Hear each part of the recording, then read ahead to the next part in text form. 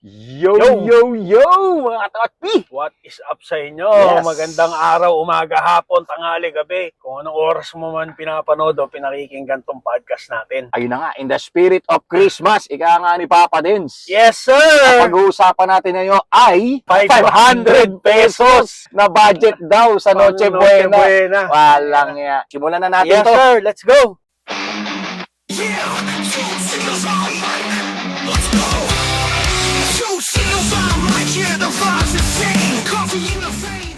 Yung! Okay. Eto na. Nagbabalik ang inyong mga audits. So bago lahat, no guys, kami nga pala ang The Opinionated Titos Podcast. Ako si Papa Denjo, yung tito mo na putang ina magagalit ngayon dahil dyan sa... Ay, ewan ko ba saan kinuha yung 500 pesos na yun, pre? Ewan natin ha. At ako nga pala ang inyong boss not sa inyong titong medyo galit lang pero baka ma-trigger din ako sa kabusitan na itong ang talino po ninyo. Ano ba to? Sino ba nag-budget na itong walang yan to? Hindi ko alam doon, pre. Oo. Putang ina. Sa sobrang visit ko, nakalimutan ko yung pangalan ng babae Yung nagsabi. babae, parang speaker yata yun, pre. Speaker o representative, ganyan. Kung sino ka man, sana, Bel, feeling ko, laging masarap kinakain mo. Pero, Siyempre, siyempre, sa tanongin mo, pre, hindi niya mga 500. hindi, pinaglalaban nga niya yung 500. Pre, Hindi. makakabil ka nga daw ng hamon eh. Hamon, 500? Ang yan. FYI, mga katotpi. Hey! Ang hamon, katitingin lang namin yung CDO, pre. Real ham naman to, hindi to yung parang maling na ham, yung pear shape na parang maling. Pre, hindi yun ha. Yung legit na hamon na CDO na budget bill na, pre. 500 grams yata yun, pre. Mga nasa 600 plus. Yung palang, pre, ubus na yung 500 pre, mo. yun nga eh. Ewan ko pa dito sa ano na to, pre. Ako ang ano ko dyan, pre, alam mo. Parang masyado nilang inaano yung mga Pinoy. Na maliit, parang, no? Oo, na parang 500. Pa sabi niya, may makakapag-macaroni. Hindi ako kumakain ng macaroni salad, pero makakapag-macaroni salad ka na daw. May spaghetti. Tang-inang yan, pre. Ano yung spaghetti mo? Yung noodles lang at saka yung spaghetti sauce. Wala nang sahog. Oo, wala Tayo na, na. pre. Basta, para kasing ang dating sa akin, pre, ha? Sa akin, ha? 500 budget, deal with it. Yun, kain yun. Diba? Hindi na maliit yung masyado yung Pinoy. Kasi, hindi ba nila alam na sa recession tayo, yung purchasing power ng 500 pesos, ang ay ng peso, in Ng peso, general. yes.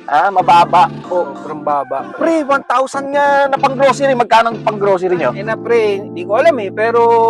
Rough estimate, pre. Rough estimate. Siguro yung grocery na in a month, pre. Oh, sa pamilya nyo, ha? Sa pamilya namin, nyo, pre, oh. mahina 10,000 Oh, na, pre. 10,000, di ba? Oh. Kami, pre, sabihin na natin na every cut-off, halimbawa lang to, halimbawa, pre, umaabot lang kami ng kulang-kulang 3,000 pesos kada 15, Kada cut-off. Kada cut-off. Oo. O, sabihin na natin, sarado na natin sa 15 days. Oo, So, mga 6,000 6,000 din. naman. Oo, Oo. dalawa lang kami nun, pre, with pets, ha? So, ayun, katotpi, hindi naman namin sinasabi na, kaya namin ni Papa Dens. Ang sinasabi namin dito, kawawa naman ang Tsaka, Pilipino. ano, pre, parang pinopropose. sobrang, guys, tangina, hindi naman tayo 100% Christian or Catholic or kung country. Pero like siguro mga 80% ng mga Pilipino ay nagse-celebrate ng Pasko. Pasko, totoo naman. Tsaka yung Pasko, mga katotpi, in our religion and especially in our hearts as a Filipino, No, kahit di ka na malaking relihiyoso. ano yan, pre. Kumbaga, it's a big deal Parte eh. ng- Parte ng tradisyon yan ng mga Pilipino. Oo, pamilyang Pilipino. Totoo naman. Nang ina, tapos sasabihin mo, babudget mo ng 500, pre. Putang ina, pre. Yun yung kumain ka lang sa Jollibee, pre. May ina 500 mo eh. Alam mo, feeling Noche ko, Buena ba? Sa nag-ugat yan, parang feeling ko yung, hindi ko naman kasi napanood ng buo eh. Feeling ko Oo. kasi, pre, yung minimum wage ang pinag-uusapan dito. Kumbaga ayaw nilang itaas yung minimum wage. Oo, well, come to think of it, pre. Ito pa yung isa ko naisip dyan na sobrang nakakapuso. Alam mo, ang tingin ko dyan, pre, minamind condition yung mga Pinoy, yung mga tao. Kasi isipin mo, magseset sila ng ganung Standard, no? standard na 500 pesos makakapag Noche Buena ka na. So parang ikaw, tipong mapapaisip ka ngayon, ay hindi, parang kaya kong may 1,000 ako or may at least 1,500, 2,000. Parang pagka nakapag-provide ka ng ganun, parang ang iisipin mo na, pre, ay hindi, 500 you said. So ibig sabihin, kaya ko na magganyan ganito. Ima-mindset ka na parang, ano ba yung putang na? Ikaw nga muna, boss, Parang ano ko lang yung mind conditioning ba ito? Oo, na kinukondisyon sitwasyon ka na pag lumampas ka na ng 500, Oo. you're doing well. Oo. Parang ganon eh. Binababa mo yung standard, kumbaga. Binababa nila yung standard Oo. para pag nalampasan ng normal na Pilipino, Success para sa kanila. oo, kumbaga, ay okay ako. Galing ha, galing. Diba? Kasi nalampasan ko yung ano. Oo. Diba? Parang Putang growth. ina. Eh kasi naman pre, grabe naman kasi talaga yung 500. Alam mo maraming nagko-content pre.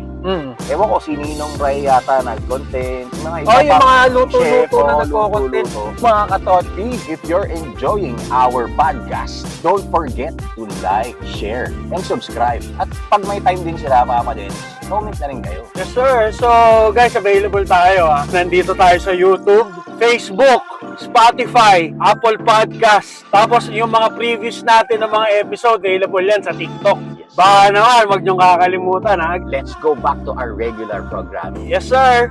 Alam nyo kasi, may, alimbawa, wala kayong suking palengke, pre. Ay, wala. So, wala na yung budget nyo. Sira na Sira agad sa yun, pre. 500. Sira yun. Tsaka ano pre, parang if I'm not mistaken, yung mga potahe na meron lang sila is parang 3 potahe lang, parang gano'n. Napaka-basic, pre. Napaka-basic nun pre. Tangina. Tsaka hindi pre, isipin mo kung yung pamilya nyo, 5, parang kulang yun. Pre, kulang na kulang. Kulang yun. Tangina, mga katotpi, kunwari. Si nanay, si tatay, si ate, si kuya, Si Bunso. si bunso. O, 5. Isipin mo na lang yun, pre. For example, yung 5 katao na yan. Huwag na magluto. Kakain ka na lang sa karinderya. 5 kayo. Pre, yung 500 mo, medyo, Ay!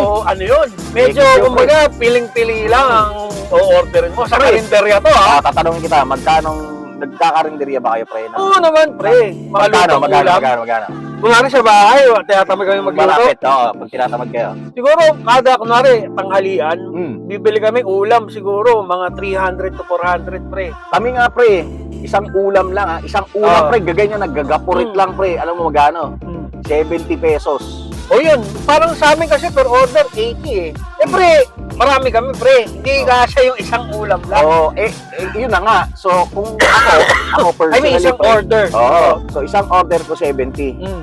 O, sabihin na natin maggulay ako pre ng 30. So, 100 na. So, wala na akong kanin. Sa 100 budget. Oo, kasi pre, Kasi yung kung lima ulam, kayo, eh. oo, yung Oo. ulam mo, hindi ka mabubusog kasi sa 70 pesos. Maging totoo tayo mga katotpi. Oo naman. Hindi na katulad dati na may 20 log, mga gagalaw. Oo, Uso pa ba lahat. 20 log? ganun? Parang meron mga ganon, pero tangin na pre, isang pirasong maling. Tapos yung nipis, ano? Tangin na, gapapel. Gapapel. Tangin na, kaya isang pirasong skinless. Oo, Pre, diba? ano mararating nun? Kasi nga, wala eh. Alam mo, bullshit kasi yun eh. Preach sila ng preach na 500. Pero sila mismo, kahit yung speaker na lang na yun, pre, tanungin mo. Pre, I doubt, baka kapilang nun eh. Ayun. Tangin na, kapilang niya, baka... Starbucks lang nila yun. Starbucks, di ba? Yun eh, kung Starbucks ang kape Oo, nila, alam pre. mo kasi napaka-plastic naman kasi. Ako kung halimbawa pag i-speakerin mo ako, nakakahiya yun. Hindi ko sasabihin sa kapwa Pinoy ko yun, nakakahiya, diba? Saka alam mo pre, hindi ko kino-question yung mga ibang yung ibang mga vlogger like kagaya niyan sila Ninong Ray na 500 peso challenge. Pero ang dating kasi sa akin nun pre, yung ganong mga katotpi, opinion ko lang to. I'm not bashing or I'm not against them, pero ang dating kasi sa akin nun pre, parang poverty porn. Could be, oo. Kasi, Diba na para putang na pagkakasyahin mo yung 500.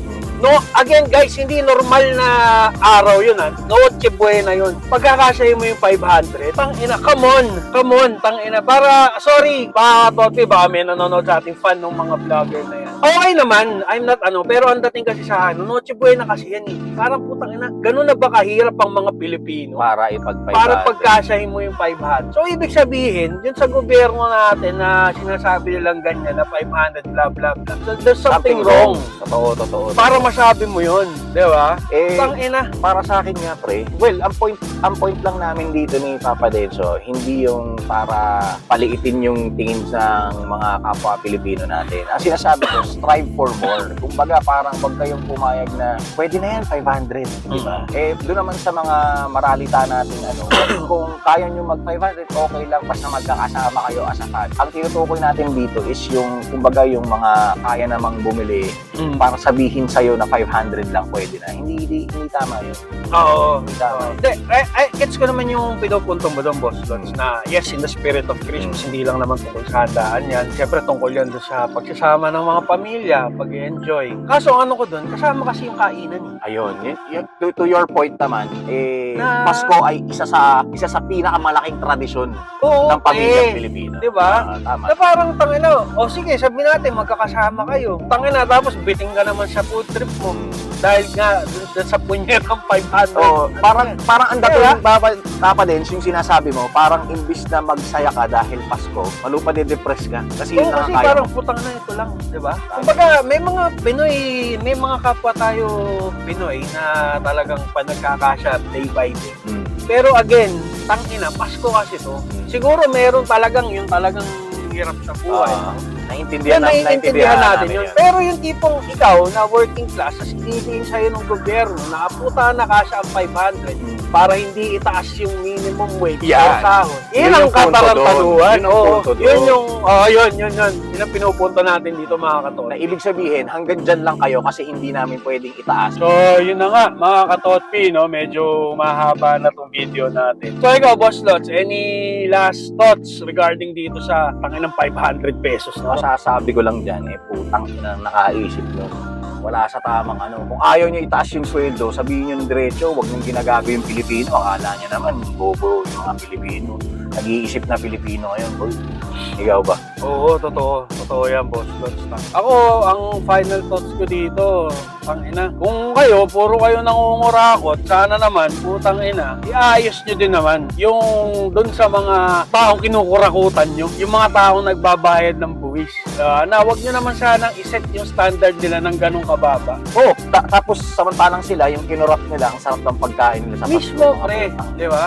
Yun lang, na parang wag nyo, parang sobrang nakaka-degrade naman yung 500 na yan. Yun lang ang sa akin doon. Tsaka yun nga, yung sabi ko kanina, uulitin ko lang, no? Wag nyo masyadong kinukondisyon yung utak ng mga tao. Tangina nyo. Kondisyonin nyo yung utak nyo. Tigil-tigilan nyo yung pangungurakot. Tsaka pagdadroga. So, yun. Mga Tote, mapaalam muna kami. Again, ako nga pala yung Papa Denso. Hindi ito mo, tangina. Nagagalit ko sa putang na nagsabi ng 500 pesos. At ako naman, ang inyong boss Lots, ang tito yung medyo galit lang, pero na-trigger ako ngayon sa mga kapusitang diniscuss natin today. So, yun. Kaya sa muli. Hanggang sa muli mga katotpi. Peace out.